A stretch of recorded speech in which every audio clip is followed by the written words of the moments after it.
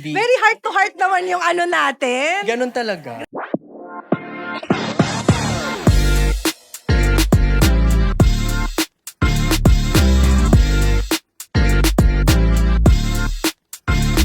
Lucky to have this conversation with the CEO of Lux Beauty and Wellness Ventures Corporation, Miss Anna Magkawas.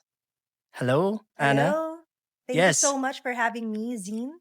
Yes. Also, thank you for spending time with us today. So, today we're actually talking about soft power.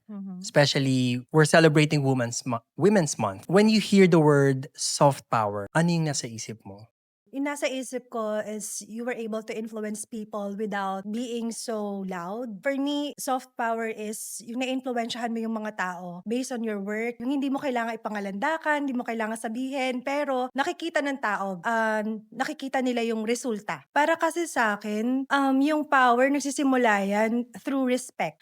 So parang you have to gain respect muna from the people na gusto mong i-influence. Kasi if you are respectful, if nagain mo yung trust ng mga tao, that's the time magsisimula na silang sundan ka, or that's the time na na-influensyahan mo sila. Like women today, younger women, meron silang ambition and they're trying to redefine what ambition is.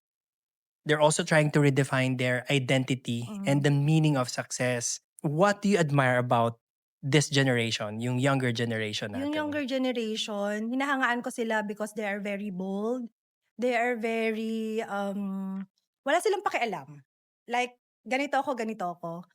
Sinasabi nila, very open sila sa emotions nila, sa damdamin nila, very open sila sa kung ano sila. And for me, yung younger generation, hindi nila kailangang i-fake yung mga sarili nila.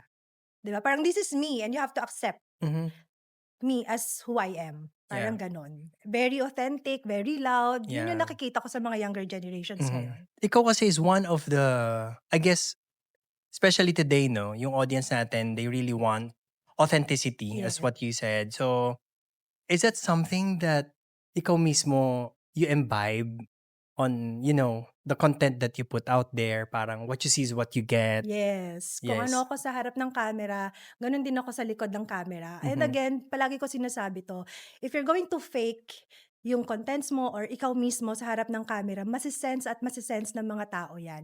And maybe isa yan sa magiging rason para hindi ka na nila sundan.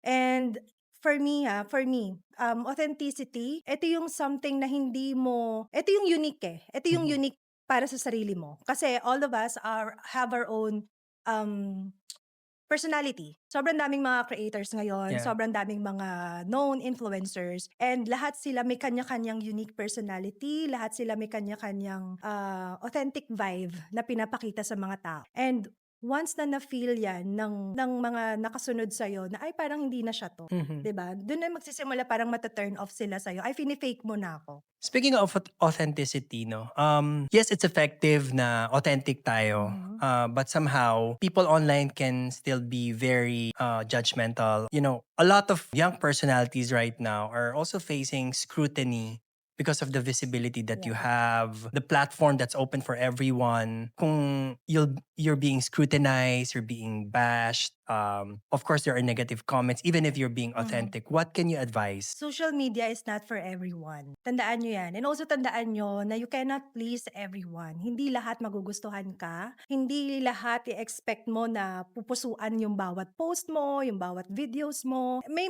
ganun eh. Natural na kasi sa tao, especially sa mga Pilipino, yung talagang judgmental eh, 'di ba? So kahit alam mong wala ka namang ginagawang masama sa kanila, hindi mo sila kilala personally, but then may mga taong mabigat yung loob or mabigat yung dugo sa'yo. And hindi natin mapipigilan yon. If you want to be a social media person, you have to be ready. Kailangan handa ka sa kung ano man yung ibabato ng mga tao sa'yo, ultimo sa suot mo, yung makeup mo, sa lahat. Alam mo yung pasok dito, labas sa kabilang tenga. And of course, andun din yung gamitin mo na lang siya as a tool to improve yourself. Kasi meron naman tayong tinatawag na constructive criticisms.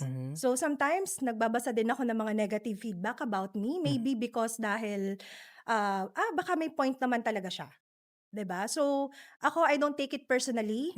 I'll take it as a learning or room for improvement para sa sarili ko. You also use it as a way to reflect, Yes, kasi to minsan hindi natin nakikita bilang tayo, kung ano yung mga flaws natin, "Ay ganito pala ako." Ay 'di ba minsan parang bulag tayo, Mhm, pero nakikita yon ng ibang tao. And yeah. we need that too, para at least ma-improve natin yung sarili natin. And if you're a social media person, hindi ka lang naman nagpo-post or hindi mo lang 'to ginagawa just for yourself, but ang dami kasing nakakakita at nakakanood sa'yo. Mhm. And siyempre ituring mo na yung mga nakakapanood sa'yo dapat may something din na makukuha sila sa'yo na may maiambag ka rin sa kanila. With this, no, with this experience, and you've grown in the business, and there are young girls looking up at you, do you consider yourself now as a mentor? Siguro puwede ko ng i-claim because nai-invite naman din ako sa mga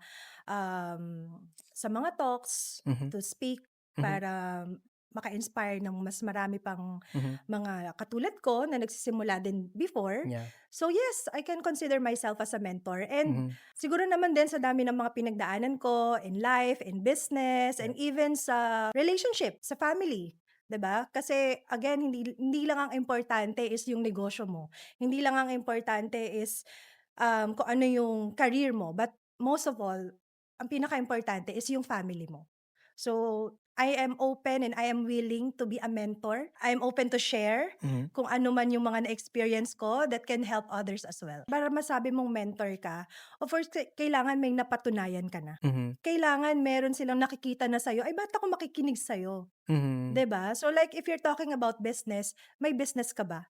mhm, Para makinig ako sa'yo, may experience ka na ba? mhm, Naranasan mo na ba yung mga sinasabi mo? mhm. Because if not, ano yung credibility mo to speak? At this point, nandun ka na. Something that ini-embrace mo. Yes, pero I know na marami pa akong kailangang matutunan along the way. Mm. Andun ako pero wala pa ako dun sa masasabi mong talagang super duper successful na alam ko na lahat. Hindi ako yon. I know na meron akong share sa mga tao. You actually represent an image of a modern Filipina, who is both strong and nurturing. But for you, how do you define Filipina strength?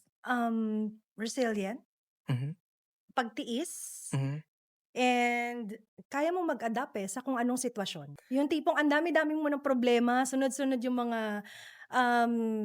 struggles na dumadating sa buhay mo, but mhm, still you were able to handle it with grace. Di mo kailangan magwala ng mhm, magwala. Kasi 'pag gano'n mas nakakapag-isip ka ng tama. mm.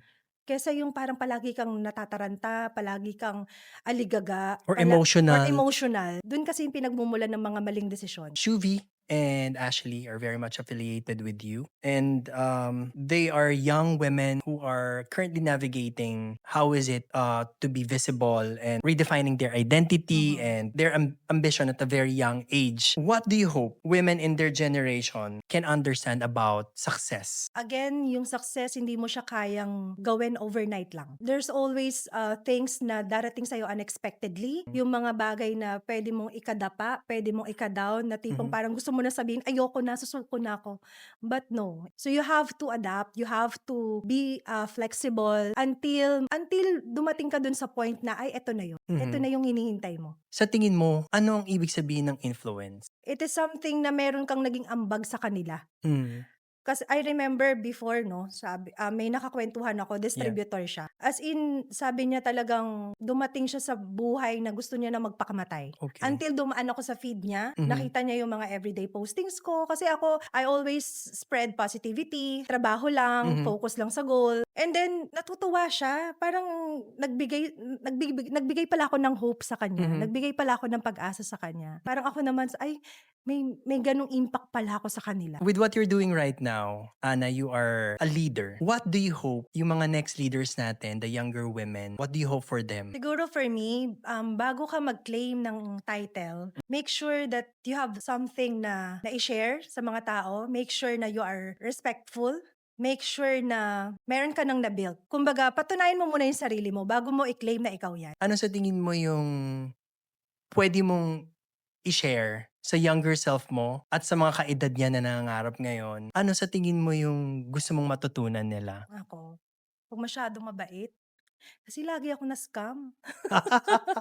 Noon pa lang, Mhm. medyo ano na ako, strong na ako na mag-say no, medyo Mhm. strong na ako na umiwas sa mga tao may red flags. Mm. Baka naiwasan ko yung mga scams na yun. Women today, well, a lot of young kids naman, but since we are focused on women, no, everybody's living two lives, no? Isa yung physical world, isa digital. What piece of advice can you give these people na sobrang nape-pressure? Huwag ka masyadong maging hard sa sarili mo. Take it slow. Kung napapagod ka, mag-rest ka. Hindi mo kailangang makipagsabayan sa social media. If masyadong mo kasing inisip, minsan mas lalong dun ka nada-down and dun ka nasa-stress. Take it easy, huminga ka, and hanapin mo yung niche mo. Kita mo na lang yung raw self mo And love yourself and love yourself. in the end. Mm. Thank you so much, Anna. It has been wonderful talking to you. Yun na ba yun? Gagawa na Bakit tayo ng parang CBB. very heart to heart naman yung ano natin? Ganun talaga.